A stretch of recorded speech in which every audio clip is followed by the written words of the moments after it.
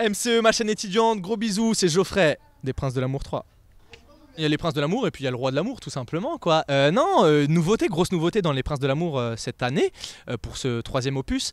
Ça fait du bien de voir des nouvelles têtes, dépoussiérer un peu les formats qu'on connaît de télé-réalité. Donc moi je suis très content d'avoir rencontré des têtes qu'on n'avait jamais vues nulle part ailleurs. Et je suis aussi très content de me remontrer à la télévision parce que je sais que mon retour était tant attendu par toutes et tous mes fans. Nouvelle catégorie, je suis un atypique, vous l'avez compris.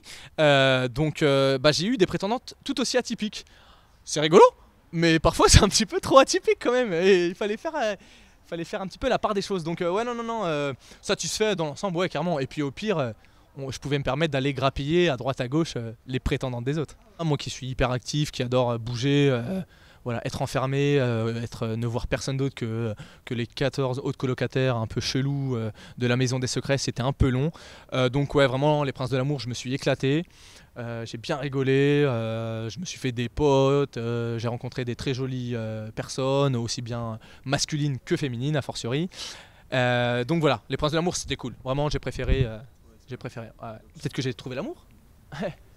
Et donc peut-être que je pourrais pas être disponible pour une prochaine édition. Il y a des choses cool qui se font en télé-réalité quand même, les Princes de l'Amour en font partie. Moi je suis très agréablement surpris par justement ce qu'il en ressort, beaucoup d'humour, beaucoup de second degré, beaucoup d'autodérision, de dérision, de moquerie. Moi je suis complètement fan de ça.